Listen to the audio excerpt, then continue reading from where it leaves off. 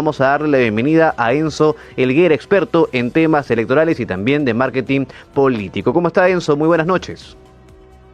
¿Qué tal? Qué gusto saludarte, Luis. Aquí atento a las consultas que tengas en cabina. Bien, hoy la presidenta de la República ya hizo la convocatoria a elecciones de forma oficial para el 12 de abril del 2026. Y hoy en día en nuestro país, en cuanto a la coyuntura, pues hablamos en materia de seguridad ciudadana, hablamos en materia de disminuir los niveles de pobreza, también en cuanto a mejorar la calidad educativa. En ese sentido, ¿cuáles deberían ser los pilares de los candidatos y candidatas a la presidencia, al menos en cuanto a estas materias? ¿De qué manera deben apuntar o de qué manera deben tener esa estrategia comunicacional con la ciudadanía para que también, lógicamente, haya un buen entendimiento? Bueno, en principio tener una...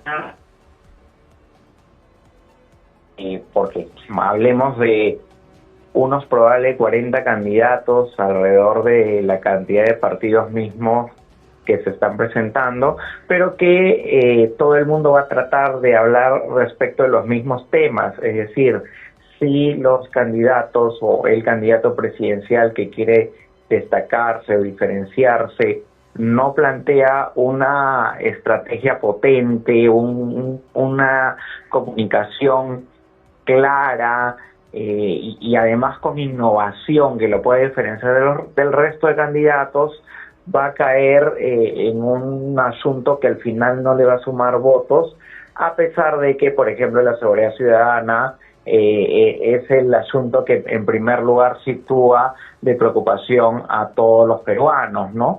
Entonces, aquí va a verse mucho el trabajo de los estrategas políticos también y de los candidatos que van a tratar de ser lo más innovadores posibles.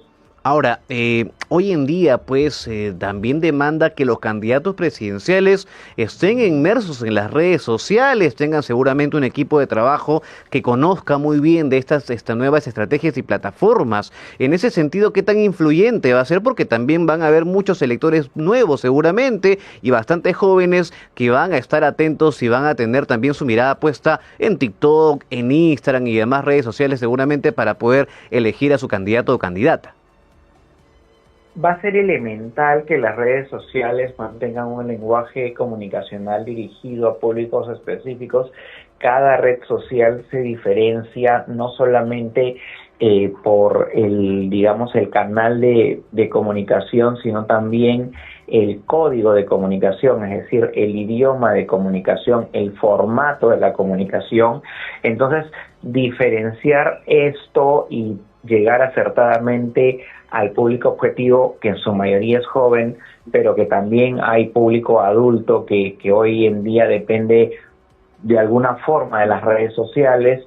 Entonces, aquí va a ser crucial conquistar justo el voto más disperso y probablemente el voto más indeciso se encuentre en este público, porque no es un público maduro, no es un público que políticamente ha vivido, digamos, diferentes regímenes de gobierno como para poder hacer alguna diferenciación o discriminación. Es un público que por lo general no es ideologizado, no es partidarizado, entonces la comunicación va a ir a ellos a través de creencias o de situaciones pragmáticas que les permitan enfocar la estrategia comunicacional de cada uno de los candidatos.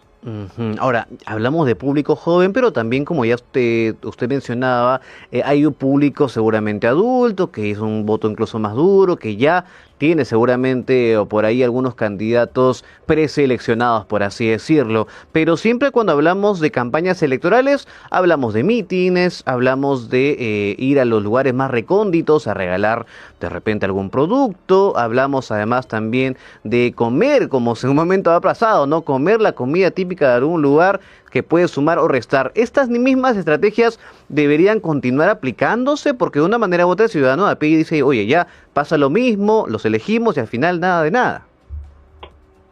Mira, estas estrategias no son, digamos, definitivas en relación a ganar una elección, pero sí pueden discriminar, como lo que ocurrió con con el candidato del chicharrón, ¿no? Por ejemplo. Que esto le pudo costar mucha aceptación popular por un gesto. Los gestos, eso no va a pasar de moda. Lo que te hace ver como un ciudadano más es parte de la estrategia. Recordemos que hay muchos ejemplos de liderazgos en donde se han mimetizado con el común sentir de la población, pero esto hace que haya un reto comunicacional, como le dije en un inicio, para diferenciarse incluso en las estrategias y en la forma de llegar a la población. Hay cosas tradicionales que no pasan de moda, pero hay otras que sí.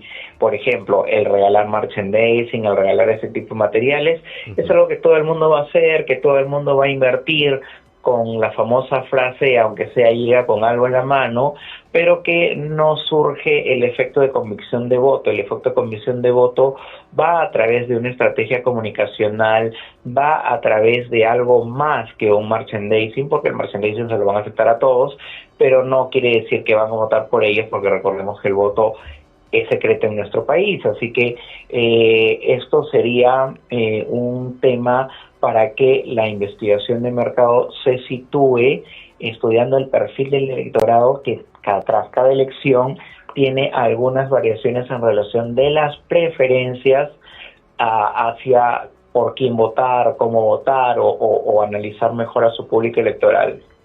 Finalmente, bueno, esto por el lado de los candidatos, hablemos del elector, del ciudadano a pie que va a ir a emitir su voto el 12 de abril del 2026. ¿Qué recomendación o recomendaciones le podría dar a los peruanos en general, que seguramente ante la gran cantidad de candidatos también va a haber mucho más duda de qué manera ellos deberían informarse? Siempre hablamos, hay que estar informados antes de y no arrepentirnos después de.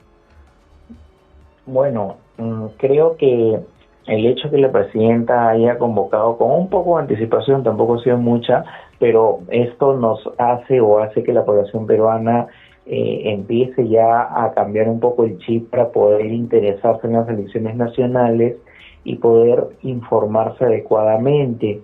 La población debe alcanzar el nivel de madurez de votar más allá de, digamos, las promesas que le gustaría oír por parte de sus candidatos para llegar a hacerse la pregunta importante y clave, que es cómo lo va a hacer. Entonces, si el candidato no te puede explicar el cómo lo va a hacer, entonces estamos hablando que esto finalmente es una promesa vacía o hueca, como lo suelen hacer todos los candidatos políticos. Entonces, para diferenciar quién tiene más este nivel de promesas vacías o de promesas huecas que al final no se van a lograr cumplir, es importante hacer la reflexión y la pregunta del cómo. Aquel candidato que no te diga el cómo lo va a hacer, evidentemente es un primer diferenciador de que está cayendo nada más en el populismo o en la demagogia, ¿correcto? Estos elementos comunicacionales pueden ayudar a las personas a distinguir a un buen candidato de un mal candidato. La hoja de vida, hay tiempo para investigarlos y desde ya se puede ir investigando, averiguando un poco la ruta política, las expresiones que han tenido en uno u otro momento, porque la elección presidencial equivale a darle la llave de tu casa a una persona, la confianza que entre a tu hogar, donde tienes tu familia, donde tienes tus hijos. ¿A qué clase de persona tú le darías esa llave? Porque en términos generales, aquel que sea elegido presidente va a forjar de alguna manera la vida del ciudadano, la vida de tu familia y de las futuras generaciones. Bien, perfecto. Entonces, importantes reflexiones. Enzo Elguera, experto en temas electorales y marketing político. A estar atentos y desde ya, como bien comenta, pues a estar informándose. Nos queda un año todavía, que seguramente pasa volando. Muchas gracias, señor Elguera. Buenas noches. Un gusto, Luis.